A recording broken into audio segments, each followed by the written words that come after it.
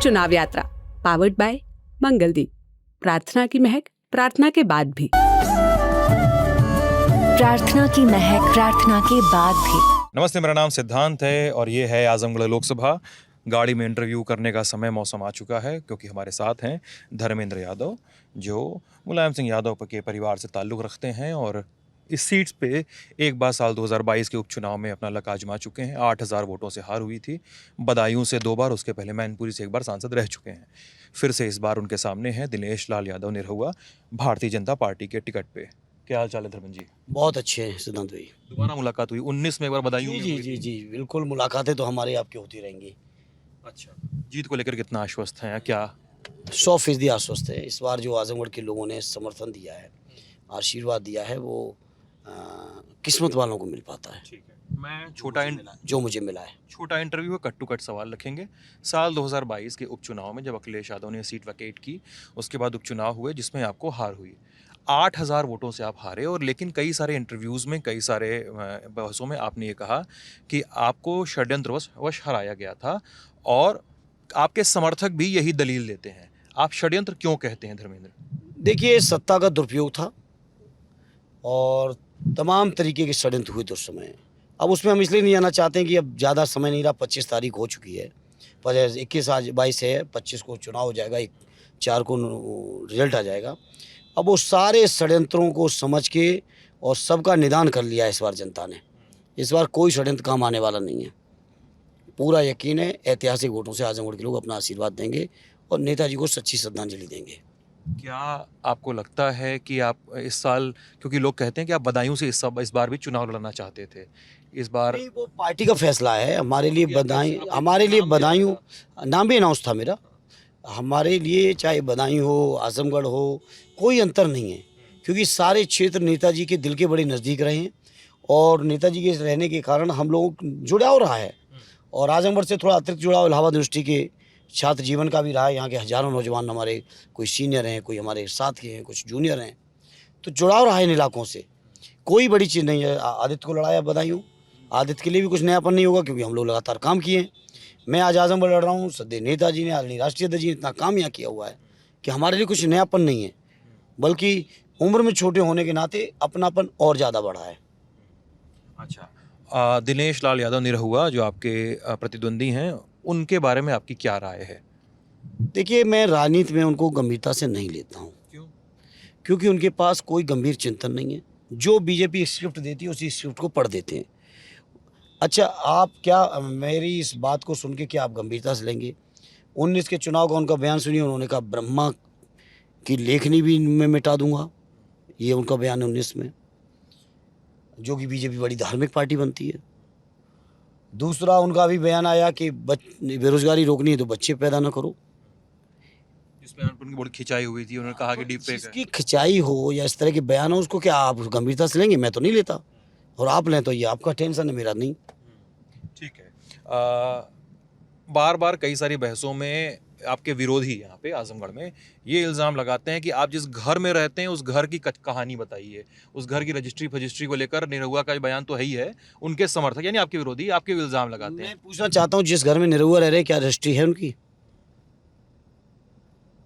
पहले इसका जवाब दें। वो और 1.5 साल पहले से रह रहे हैं। ये एक शिक्षक हैं, श्री अरविंद जी, हमारे समर्थक हैं, हमारे शुभचिंतक हैं। उनके पास एक अतिरिक्त घर भी है। जब उन्होंने देखा कि मैं होटल से चुनाव लड़ रहा हूँ तो उन्होंने खुद ऑफ़र किया और मैं आज उनके घर में हूँ और बहुत अपनेपन के साथ हूँ। हालांकि मैंने ये भी कई मौके पे कहा, आजमगढ़ के लाखों लोगों के दिलों में मेरा घर है और ये घर मेरा बनाया हुआ नहीं है। ये घर मुझे सदैव नेताजी आदरणीय अखिलेश जी ने बना के दिया है, ये उन्हीं की अमानत है।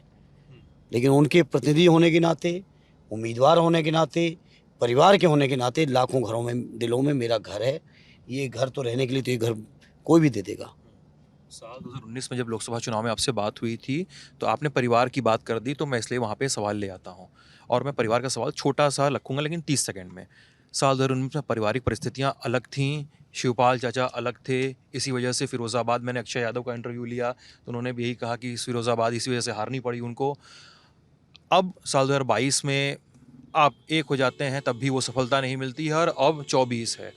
इस समय आजमगढ़ के सारे होटल फुल हैं क्योंकि परिवार के बहुत सारे लोग यहाँ पे आके रुके हुए हैं, क्योंकि आपके परिवार की जो 5वीं सीट है आखिरी यही है जिस पे चुनाव हो रहा है।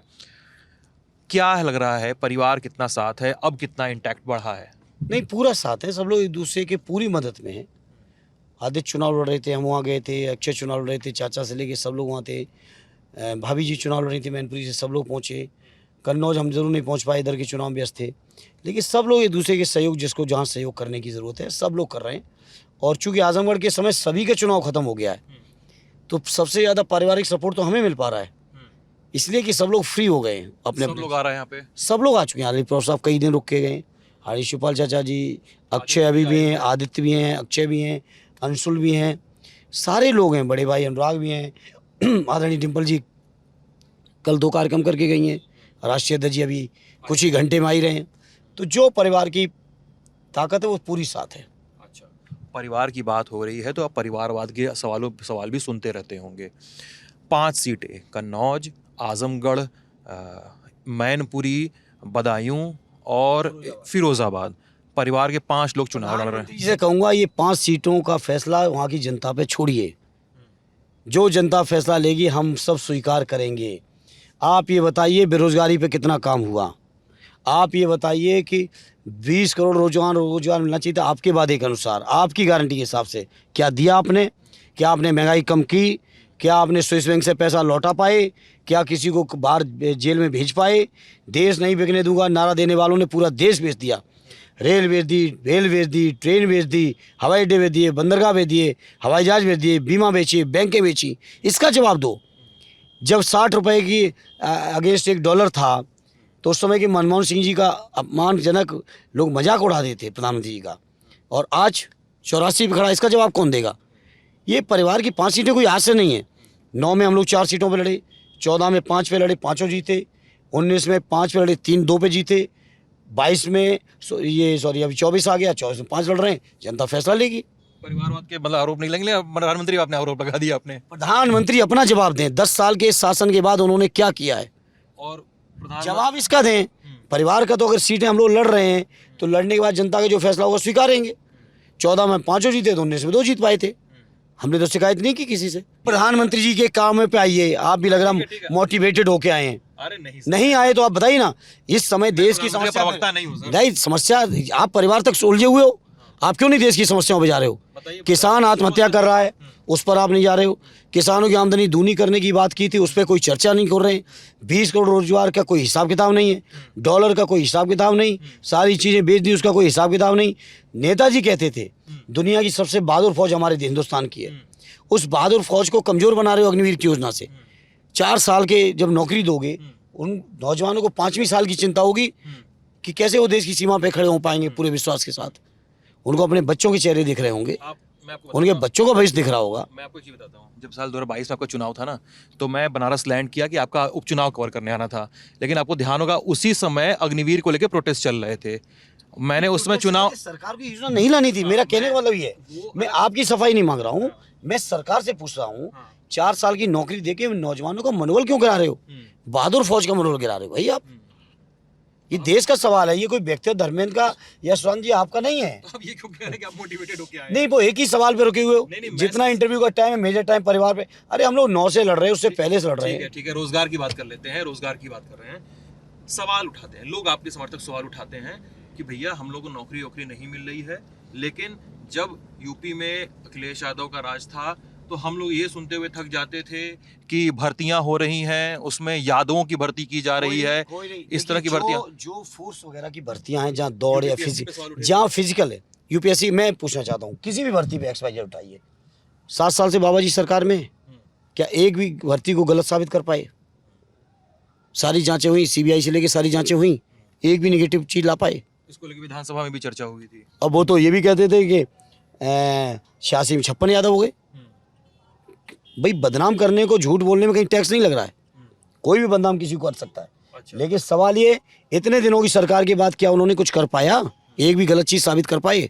तो मैं ज़्यादा नहीं दे पाऊंगा, मुझे व्यवस्था देखनी है। आखिरी सवाल, समाजवादी पार्टी के टिकट बहुत सारी जगह चेंज हुए, ऐन समय बदला, आपका भी उनमें से एक है, और इसको लेके बहुत सारी चर्चाएं हैं। समाजवादी पार्टी को चर्चाएं उन लोगों को नुकसान हो रहा है जो कि क्या हो टिकट से घबरा गए हैं विपक्ष के लोग, क्योंकि जो टिकट इस बार हुए हैं वो राष्ट्रीय अध्यक्ष जी ने ऐसे शानदार किए हैं कि उसका बीजेपी को समझ में नहीं आ रहा है। अच्छा पीडीए का ये फार्मूला, ये नारा ऐसा चला है आम जनमानस में कि ये बीजेपी को पीडीए ही डुबाएगा। कितनी सीटें निकालेंगे यूपी में आप लोग? अब मैंने कहा ना, जिस उम्मीदवार का दुर्भाग्य होगा वही चुनाव हारेगा। जनता सबको जिताना चाह रही है, पीडीए का हमारा फार्मूला सबको जिताना है। चलिए, ये थे धर्मेंद्र यादव हमारे साथ बातचीत में। आप ललन टॉप देख रहे थे। आप सभी का बहुत बहुत शुक्रिया।